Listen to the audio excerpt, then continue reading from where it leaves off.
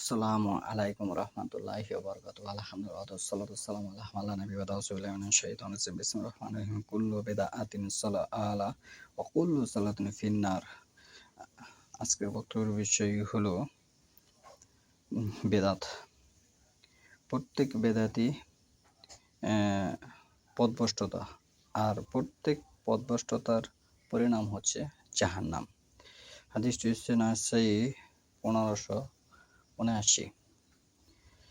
আজকের বক্তব্যের বিষয় হলো বেদাত। বেদাত সম্পর্কে সহিহুল বুখারীতে 3179 নম্বর হাদিসে এসেছে, আল্লাহ রাসূল সাল্লাল্লাহু আলাইহি ওয়াসাল্লাম বলেছেন, কেউ যদি বেদাত করে কিংবা বেদাতে আশ্রয় দেয়, তাহলে তার ফরজ নফল কোনো ইবাদতই আল্লাহর দরবারে কবুল হবে না।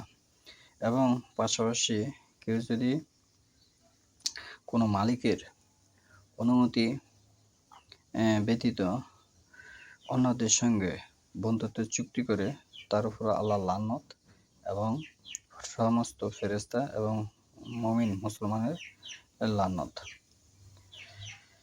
হাদিস হচ্ছে 3179। যেহেতু আজকের বক্তব্যের বিষয় হচ্ছে বেদাত। বেদাত করলে যেহেতু কোনো কিছু কবুল হয় না সে সম্পর্কে, তাহলে বেদাত এখানে কি কি জিনিস বেদাত, এটা এখানে উপস্থান করব।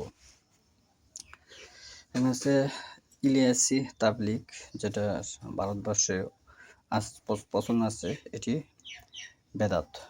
ইলিয়াসি তাবলিগ সেটি বেদাত। সূরা মাইদার ৬৭ নম্বর আয়াত করে দেখুন, সাহাবীরা যেভাবে তাবলিগ করেছে এটি আর তার সাথে মিল নেই। ১।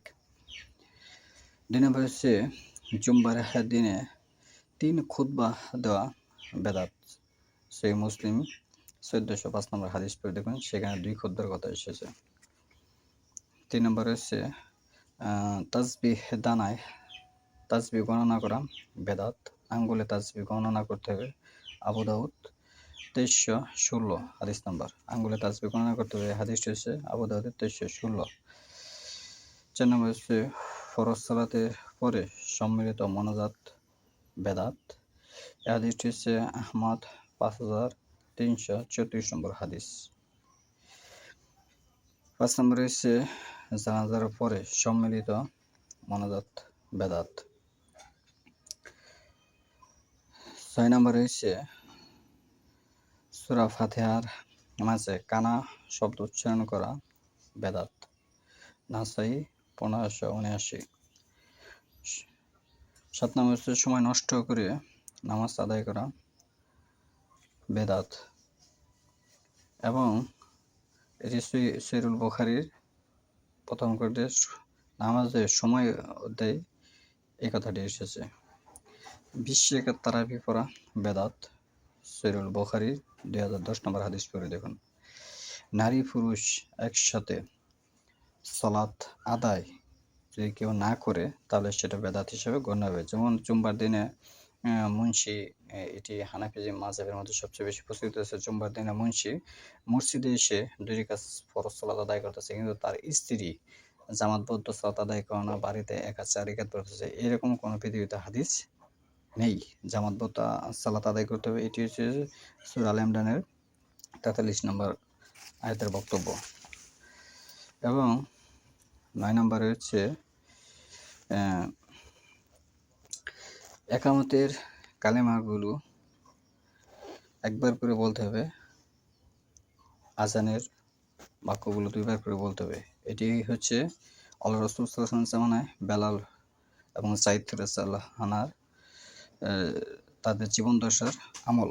কিন্তু পরে আবু মাযুরার বর্ণনায় যে হাদিসটা বর্তমানে প্রচলিত আছে, সেটি বেদাত হিসেবে গণ্য হবে। আবু দাউদের হাদিস পড়ে দেখুন, ৬৪৩ নম্বর হাদিস। ৬৪৩ নম্বর হাদিস। একবার করে একামত দিতে হবে, ২ বার করে আজানের কালেমাগুলো উচ্চারণ করতে হবে। আজানের কালেমা হবে ১৫টি, একামতের কালেমা হবে ১১টি। এটি হচ্ছে আবু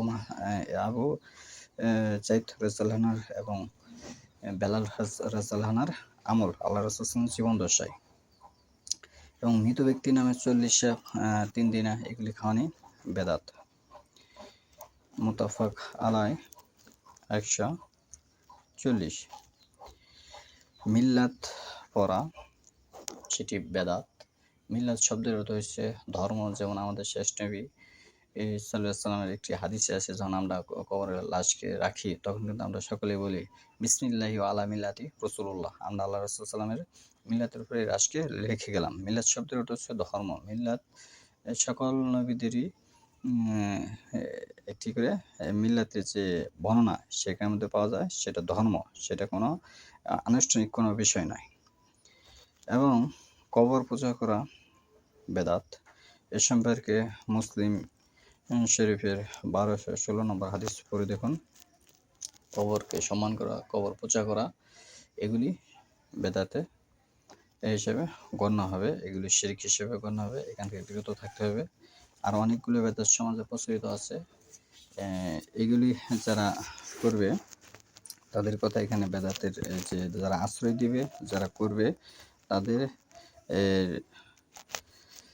যে কেউ দিনের ব্যাপারে বেদাত উদ্ভাবন করে কিংবা কোনো বেদাতকে আশ্রয় দিবে, তার উপর আল্লাহ তাআলার ফেরেশতা ও সকল মানুষের লানত, তার কোনো ফরজ কিংবা নফল ইবাদত কবুল হবে না। সহিহুল বুখারী 3 নম্বর খণ্ড 3179 নম্বর হাদিস পড়ে দেখেন। আলী রাদিয়াল্লাহু আনহু হতে বর্ণিত। এখানে স্পষ্ট বর্ণনা এসেছে যে লানাতুল্লাহি, লানা হচ্ছে লান্নাত, আল্লাহর লান্নাত, ওয়াল মালাইকাতি, ফেরেশতাগণের লান্নাত, ও নাস আজমাইন, সকল মুসলিম মুমিনের লান্নাত, লাইকু বালু, কবুল করা হবে না, মিনহু, তার পক্ষে আদলু, ওয়ালা সাফরুন, তার পক্ষ থেকে নফল এবং ফরজ কোনো ইবাদতই কবুল করা হবে না যদি কেউ বেদাতরে আশ্রয় দেয় এবং বেদাত সে নিচে করে। আর অসংখ্য বেদাত আছে ভারতবর্ষে, 1999 জন বেদাতের সাথে জড়িত আছে। এখান থেকে আমাদের সতর্ক হতে হবে, ইসলাম সম্পর্কে জানতে হবে, বুঝতে হবে। তাহলেই আমরা আল্লাহর রাসূল সাল্লাল্লাহু আলাইহি ওয়াসাল্লামের এবং আল্লাহর নৈকট্য সফলতা অর্জন করতে পারবো।